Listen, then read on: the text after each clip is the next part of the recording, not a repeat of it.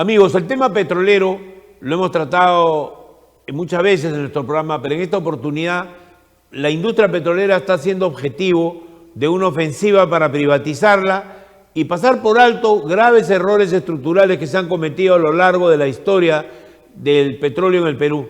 El Perú era un país que se autosostenía, pasa a ser muy radicalmente un país que depende de la importación. 6.000 millones de dólares al año es el costo que tiene. Si ustedes lo multiplican por 4, son 24.000 millones de soles que se gastan para traer petróleo al Perú. Y evidentemente hay también ahora la intención de que continuar con eso porque es un gran negocio para ciertos sectores económicos. En segundo lugar, la industria petrolera también ha cometido errores de gestión producto de la gestión de los gobiernos, más que de la propia empresa. Y entonces en eso tenemos un enredo que nos va a ayudar el día de hoy a desentrañar Evi Querubalú, quien es un experimentado ex dirigente petrolero y que hoy día ocupa importantes cargos de relación con el movimiento sindical y con la visión de lo que debe ser el petróleo en el Perú. Buenas tardes, Evi, ¿cómo está usted? ¿Qué tal? Buenas tardes, gracias Julio por esta entrevista a tu programa Sin Floro. Aquí para comentarte de la supuesta quiebra de Petroperú, que ha venido ya hace varios años Claro. por administraciones corruptas, administraciones que se agudizaron desde el año 2019 al 2021, donde la empresa pierde el mercado de combustibles como la líder que era a nivel nacional. Bien. Y esa es una de las principales causas que podemos abordar para que el público conozca, porque hay muchos beneficios que se le da a terceros y la empresa con el dinero de Petroperú financia, ¿no?, a los que ahora Vamos ya a, están dentro del mercado. Vamos a conversar sobre una serie de estos temas que lo vamos a tratar también en este programa con el economista Pari, ex congresista, que sobre este tema también ha dado su voz. Yo quería pedirte que por favor nos hagas conocer, habiendo sido presidente de la coordinadora de los gremios de Petroperú, hoy día, ¿en dónde estás tú en la ubicación profesional? Si fuera tan A ver, amable.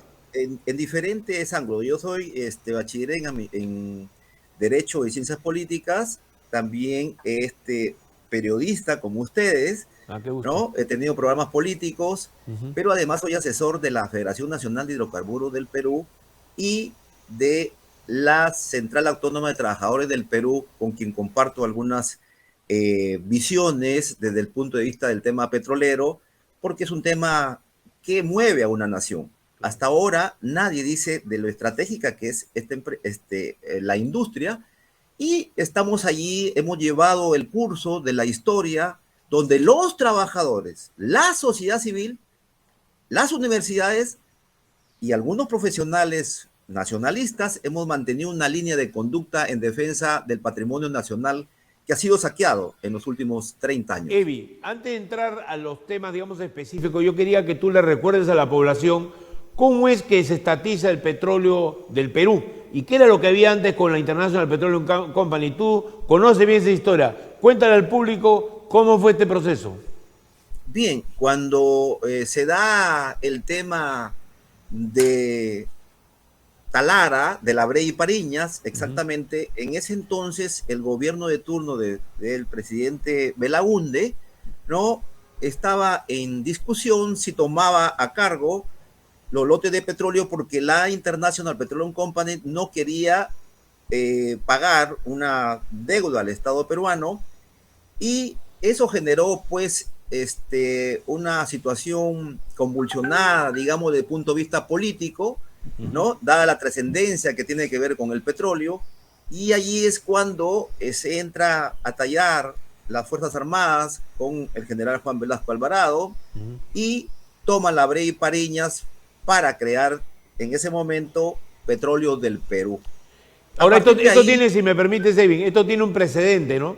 El precedente de que se desaparece, un hecho de corrupción, desaparece la famosa página 11. Una página del contrato aparentemente fue robada en el momento que el Congreso aprobaba las resoluciones sobre la Brea y Pariñas, y termina esto siendo un escándalo que dura muchos meses y precipita el golpe de Estado, ¿no?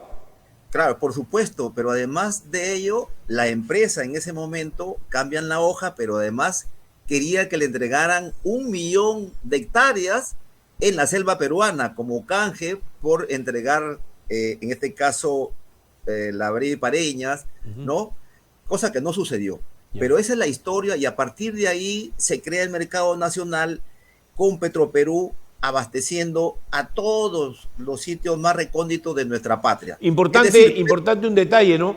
Bajo el gobierno militar de Velasco se produce incluso los descubrimientos petroleros en Trompeteros y muchos otros puntos de la selva, ¿no? Y empieza una industria que además atrae inversión extranjera con el tiempo y se convierte Petroperú en un eje muy importante de la producción petrolera en América Latina, ¿no?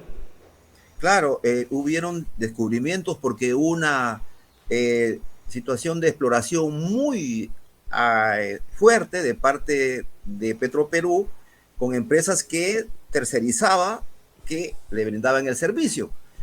Eso se mantuvo durante mucho tiempo, los contratos, famosos contratos de servicio, claro, donde el privado invertía el dinero con Petroperú, o Petroperú tenía también parte de la maquinaria que compró en ese momento para poder explorar petróleo, y hubo una campaña agresiva, de manera que se encontraron varios pozos en Trompeteros, ¿no es cierto?, en el caso de Loreto, y nació el auge de la empresa petrolera.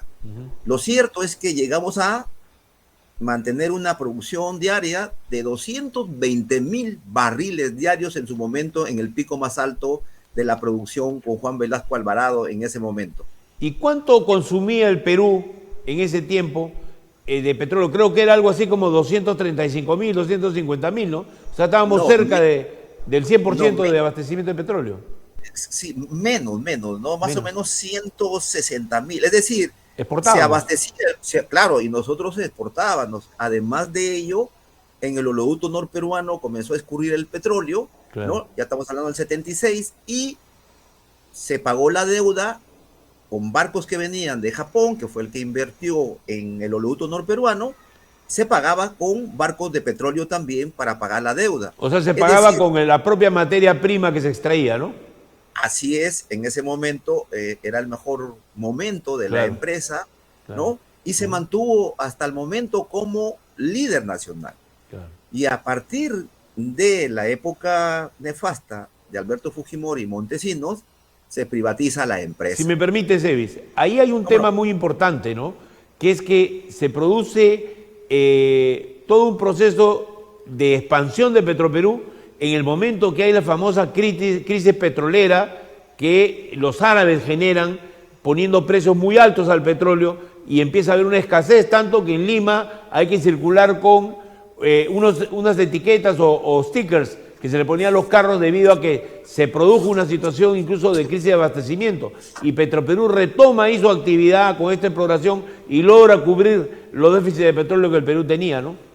Claro, del mercado nacional. A partir de ahí hemos continuado, y en la década de Fujimori, en la época del 90, Fujimori privatiza la empresa y entrega los lotes de petróleo a las empresas transnacionales, entrega los buques, 2 de ellos gaseros, 6 que transportaban el combustible a nivel de todo el país en los diferentes puertos donde Petroperú tiene sus plantas de ventas. Pero además tenía sus grifos, además tenía también cisternas, pero todo ello fue rematado. Inclusive los grifos, porque tengo entendido que Petroperú conservó, si no me equivoco, más o menos tiene ahora el 40% de los grifos del país, ¿o me equivoco?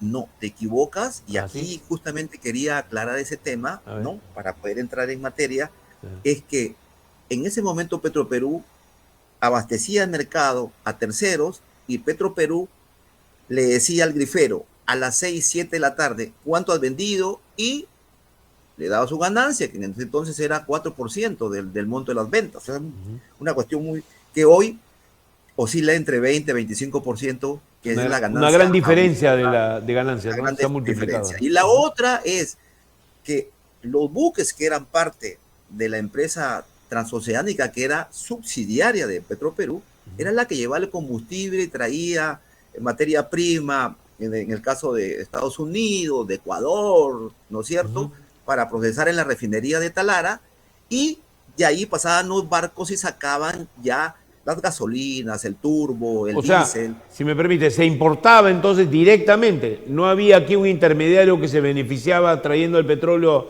a precios de escándalo. Sí, mira, hasta el año 2000 que nosotros ingresamos, 2004, se le compraba a intermediarios. Claro. ¿Sabes cuánto ganaban por cada barril los intermediarios? $10. 10 dólares. ¿Ya? Los sindicatos, a partir del año 2000, comienzan a una campaña a conocer cómo se privatizó la empresa. Imagínate que los trabajadores desconocían cómo se había vendido su empresa, los dirigentes mismos. O sea, tenían cuestiones vagas. Nosotros mandamos a hacer un trabajo a Jorge Manco, en esa época, Claro, economista, sí, Jorge Manco y sí, Saconete. Saconete, Y sí. logramos tener cómo se había vendido la empresa, ¿no? Cómo se había regalado. Lo cierto es que los pozos de petróleo se entregaron a diferentes empresas y es justamente ahí donde hoy sufrimos los sobrecostos de la materia prima. ¿Por qué razón? Para que ¿Por qué razón? ¿Puedes explicar? ¿Por qué? Para que entienda tu público. Sí. Mira, cuando Petroperú ha tenido los lotes de petróleo, su costo en la selva era $8. El costo de producción. Y ahí pagando impuestos, pagando regalías, pagando taponamiento de pozos, es decir, todos los impuestos allí ya estaban incluidos. Es decir, entre 8 en la selva y en Talara $10. Ese es el costo real del barril de petróleo. Pero cuando cambian la regla de juego, a partir de la época de Fujimori, que privatiza la empresa, las empresas son dueñas del petróleo. Claro. Y lo cotizan a nivel internacional. Al cotizarlo a nivel internacional, imagínate, si mi costo es 10 y yo en momentos difíciles, por ejemplo, en el año 2008, llegó hasta $153 el barril. Sí, pues. Fue en la crisis que tuvimos con Alan García. Claro. $153, imagínate 10. O sea, el sobrecosto que paga cada usuario, cada peruano, porque a la hora que metemos ese barril en la refinería, le compramos a las transnacionales a precio, mira, imagínate, $150, claro, multiplicado por 3 puntos y pico que está ahora, imagínate cuánto es el sobrecosto en soles. Sobrecosto para el usuario nacional, ¿no? O sea, es el costo de compra, ¿no? En los grifos y en los lugares donde digamos, se abastece el petróleo, ¿no? Claro, y te estoy hablando solamente de la materia prima. Claro. Entonces, imagínate tú, ese sobrecosto de la materia prima del barril de petróleo, estamos hablando de $150 y me cuesta 10, $140 tienes de sobrecosto. Qué bárbaro. ¿Ya? Enorme. Pero además, Julio, sí, también los barcos. Los barcos eran de Petroperú, tenían un costo mínimo. Claro. Pero hoy tiene que contratar 6 barcos Petroperú. Y para que le lleven los combustibles, traigan materia prima. Entonces, ese es otro sobrecosto. ¿Quién lo tiene? Los privados, pues, incluido PEXA, Prima, hoy Valero. Yeah. Y allí es justamente donde esa cadena productiva, la famosa que tú has escuchado, la integración vertical, es la que tienen todas las empresas en el mundo. Lógico. Es decir, desde la exploración de petróleo, el procesamiento, la distribución, ¿no es cierto? Todo eso lo tienen los privados. Claro. Entonces, o sea, la empresa está incompleta, digamos, funciona sin las piernas y los brazos necesarios para poder reducir costos y capitalizar todo el proceso petrolero, ¿no? Así es. Pero además, Julio, esa venta que se hizo fragmentada de Petroperú, solamente nos dejaron la refinería antigua de Talara, porque la refinería, ojo, mire este dato que es importante, la refinería de La Pampilla, hoy Rexol, la que contaminó el mar de Grao, ¿no es cierto?, en enero de este año, se la venden por $180 millones. Y Julio, Petroperú la había modernizado y le había metido $100 millones para modernizarla. Solamente los terrenos de la refinería La Pampilla estaban valorizados en más de $1.000 millones. Entonces hay una desvalorización de la empresa y entregado a privado. No. Julio, cuando privatizan parte de la refinería de La Pampilla, para que el público sepa, nos pagaron $180 millones. Al cambio, más o menos como 600 80 millones. ¿Correcto?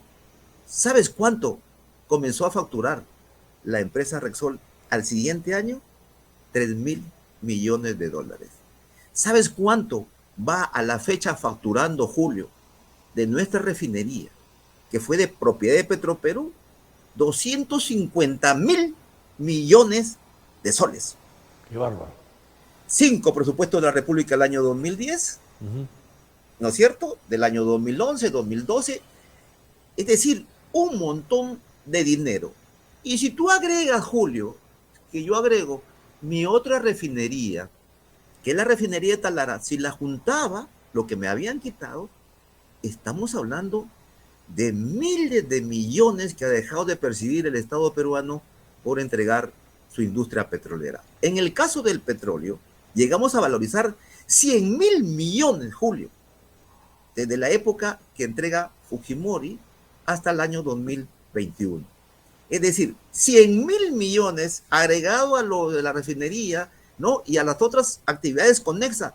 Es una millonada de dinero que ha dejado de percibir el Estado peruano, y por eso seguimos diciendo que la industria es estratégica. Vamos a un tema más que me parece clave, la historia de la refinería. No tenemos mucho tiempo, pero trate de resumirla y darle una idea, porque el público no tiene, es muy interesante lo que está diciendo, no conocía la historia de Petroperú y no conoce todo lo que le han hecho en el camino. Pero la historia de la refinería, porque hay una versión que se está dando como pretexto para privatizarla, diciendo de que la industria petrolera estatal es totalmente ineficiente, ¿no? Claro, Julio, mira, para que el público conozca, cuando se inicia la modernización de Petroperú, allí han estado los trabajadores, ojo, con algunos funcionarios, pero y en el Parlamento se trabajó allí para poder lograr que se deje ya a Petroperú. No le dejaban invertir, Julio. Claro. Hasta el 90, 91 no lo dejaban invertir, de manera que la empresa estaba al garete, digamos. Claro. Entonces se elaboró la primera ley en el año 2006, donde la cuestión de la empresa se deja de privatizar y comenzamos a tener mayores luces para poder ya invertir en la refinería. En el año 2003, 2004, Julio, comienza la modernización de la refinería con 1.300 millones de dólares. Pero solamente de la planta de 65.000 pasaba a 95.000 barriles. Eso era, y una planta de agua. Esa era lo que costaba los 1.300 millones de dólares. Entonces, pero en el caso de los 900 millones de dólares que se necesita para una planta de desulfurización, 900 millones de dólares cuesta esa planta. Yeah. Y eso es un costo hundido. Es decir, si multiplicamos al cambio, 9 por 3, 2.700 millones no tenían cómo retornar. Pero la pregunta es la siguiente, si me permiten. Cuando se planifica esta refinería, ¿no se prevén las plantas adicionales y inversiones adicionales que se necesitaban para poderla hacer funcionar? Porque después ya voló el precio, ¿no? Claro, Julio, te decía justamente, ese era de 2 plantas. Ya. 1.300 millones costaba la planta de sulfurización más la planta de agua, ¿correcto? Eso era lo que costaba. Entonces, ¿cómo poder recuperar el costo del monto de los 900 millones? Se comienza a diseñar las nuevas plantas a lo que ahora es esta moderna refinería de Talara, una de las más modernas de América Latina, la quinta a nivel del mundo por su composición. Es decir, aparecen 17 plantas nuevas. 17. ¿No? Y una importante, Julio, que hay que resaltar, que es la planta de Flexicoking, que es la planta que pesa 500 toneladas, pero además es la que va a procesar crudos pesados. Okay. Crudos pesados, que es más barato en el mercado internacional. Claro. Si un crudo normal, ¿no es cierto?, liviano, cuesta 150, de acá cuesta 120. Son los que produce el Perú, ¿no? Por el tipo de petróleo que tiene. Produce el Perú, los que tenemos bastante en la selva, y que eso va a bajar también los precios de los combustibles, porque, fíjate, normalmente para que la gente, cuando habla a veces piedras, por ejemplo, dice que la refinería de Talara, cuando estaba como tal, dejaba un porcentaje de 30% a 35% de residual, ¿correcto? Claro. La nueva refinería, con el flexicoking no le va a dejar nada, Julio. Es decir, lo último que va a sacar son unas briquetas de carbón que le sirven para los pueblos más alejados, como para que puedan tener en sus cocinas. Es decir, pero la pregunta que a mí me nace es, a ver, ¿fue correcta el planeamiento estratégico de lo que iba a hacer la refinería, o es que se planifica algo que estaba incompleto y en el camino se van aumentando un montón de costos, que como es lo que dicen los propagandistas en contra de Petroperú? ¿O es que hay una explicación para lo que pasó? No, se hizo, como te digo, para poder financiar la planta de que no tenía retorno de los 900 millones, la planta de desulfurización. Okay. Esa planta, sí, parte de lo que cuesta la modernización es eso. Ya. La planta de desulfurización cuesta 900 millones de dólares. Que es para que el petróleo no contamine, algo muy importante para un país. Así es. El Perú, ojo, hay acuerdos internacionales, ¿no? Hay acuerdos internacionales que prescriben, prohíben el uso del petróleo pesado si es que no está debidamente desulfurizado, porque el sulfuro contamina la atmósfera y eleva el calor de la tierra, ¿no? Así es, en el 2004 salen esas normas donde ya no se podía comercializar productos con contaminantes, y es por eso que a partir de ahí se comienza a diseñar la nueva refinería de Talara. Entonces, Julio, para que tengas una idea y solamente chiquitito, esa planta va a tener una planta de luz que va a botar 100 megawatts. La refinería va a necesitar 50 y puede vender 50 la línea de alumbrado a nivel nacional. Esa planta va a tener una plaza de ácido sulfúrico, 250 toneladas diarias de ácido sulfúrico que necesitamos para la minería. ¿No es cierto? Una preguntita, ¿y va a permitir, por ejemplo, estos 50 megawatts en exceso que tendría, podrían servir para electrificar Piura también? También, es más, fíjate, Julio, para que tu audiencia tenga conocimiento, cuando estaba las empresas petroleras allá, la IPC, se le entregaba la luz gratis a la población, se le entregaba el gas gratis a la población, ¿no? Pero cortaron el gas, le entregaron a los privados, y hoy los peruanos compramos nuestra propia materia prima, que es lo que encarece los combustibles. Lo cierto, Julio, es que las malas administraciones de Petroperú, incluida esta del 2019 al 2021, ha sido la peor de la empresa. ¿Y por qué, Julio? Porque perdió el mercado de combustibles y se lo entregó a los privados. ¿Y quién decidió eso? ¿Quién fue el que decidió esto? El gerente general, el directorio de esa época, de un perverso que hoy aparece como iluminado, Carlos Paredes Lanata, que yo le llamo el destructor de Petroperú, con su gerente general, Carlos Barrientos González, un señor que no tenía las condiciones para ser gerente, un vendedor de llantas, ¿no es cierto?, en la empresa que había trabajado. ¿Bajo qué gobierno es que llegaron al poder ellos? Ellos llegan con Vizcarra. Con Vizcarra. ¿No? En mayo del 2019, mira, Julio, llegan en mayo del 2019, y ya a los 10 días, Paredes Lanata estaba que le reconocía 246 millones de dólares a Técnicas Reunidas por supuestos atrasos. O sea, fue puesto 24. Ahí probablemente para cumplir un rol de mediador en términos de resolver los problemas que tenían las empresas españolas y otras que estaban aprovechando el pánico, elevando los precios de la refinería, ¿no? Sí, eso era, ¿no? Pero no, realmente no eran los montos que se establecían. Pero Paredes no es un economista más o menos destacado, creo que escribe en gestión, en esos medios, ¿o es otro Paredes? Mira, él es el mismo Paredes. El mismo Paredes. Pero cuando lo hemos tenido... discípulo de Ulloa, discípulo de PPK también, ¿no? Quiero hacerte recordar que él fue el que liquidó el Banco Latino y el Banco Vice y lo defraudó por 300 millones de dólares al Estado peruano. Así es que fue una gran estafa, ¿no? Una gran estafa. Claro. Entonces, ahora debe revisarse, Julio. ¿Por qué? Porque estos individuos le han comprado a Gumbor 1.500 millones de dólares de biodiesel y combustibles. Pero esa empresa está investigada en Ecuador. Entonces, mira la cantidad de cosas de daño que le han hecho a Petroperú.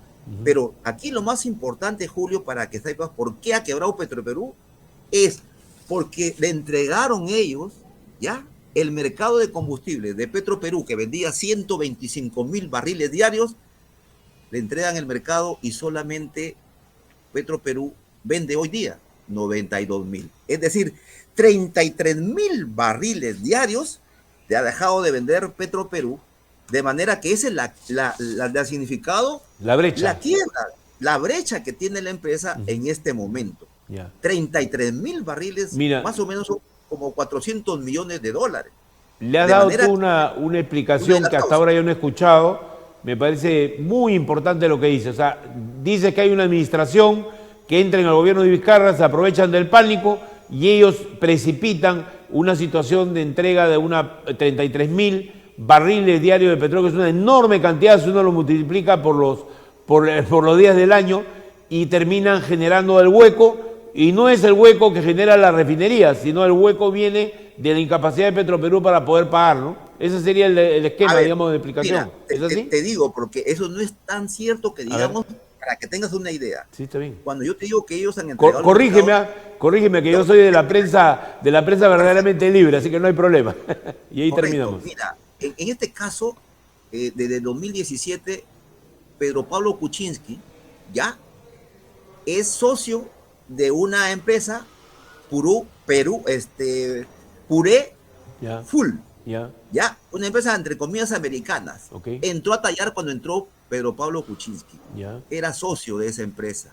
Ya, hoy esa empresa se han convertido ya en Valero. ¿Quién es Valero? La que vende combustibles mayoristas en el Callao. Y hoy tienen ellos casi la venta mayorista. Y Petroperú le compra a Valero, ¿ya? Su propio petróleo. Las gasolinas que vienen del extranjero, le compra a Valero. Pero ahí hay otra perversidad. Lo que quiero decir es que esa empresa era de Pedro Pablo Kuczynski. O sea, hay entonces un diseño para generar una situación de que Petroperú se vuelva inmanejable, ¿no? Ahora, ¿no hubo sobrecostos en la planta también? En el costo de la planta ahí hay varios misterios que quisiera que aclare. Definitivamente, mira, hay encima de los 4.000 millones de sobrecostos que tiene que investigarse. Nosotros estamos solicitando hace tiempo, pero el Contralor se olvidó desde esa época del 2019 al 2021, no hicieron nada. Estuvieron calladitos. ¿O hubo alguna denuncia contra esta gente que manejó? Ninguna. ¿Y qué Contralor fue? ¿Qué Contralor fue? El mismo que estamos ahora, Néstor Chap. Néstor Chap, entonces, pues que ya está siendo cuestionado por varios lugares también por... Pero además, Julio, él y el ministro Graham fueron los que quebraron definitivamente Petroperú, con el famoso pánico financiero. Y vino la rebaja de las la categoría para poder... Claro, la dejan encima sin poder tener ningún tipo de créditos. Bueno, mi querido amigo, muy interesante. Quisiera una frase final tuya, por favor. Sí, mira, yo termino diciendo, Petroperú siempre se ha manejado con créditos de la banca internacional y nacional en el orden de los 1.700 hasta en el año 2000 hemos tenido un crédito para comprar combustibles de capital de trabajo de 2.700 millones de dólares. Aquí aparece la quiebra, pues, porque sale Néstor Chap decir que no hay auditoría, sale el ex ministro Graham y dicen que lo descalifican al directorio de Petroperú, creo que lo que ha conversado hoy día el Pari, ¿no es cierto? Y a partir de ahí le quitan los créditos.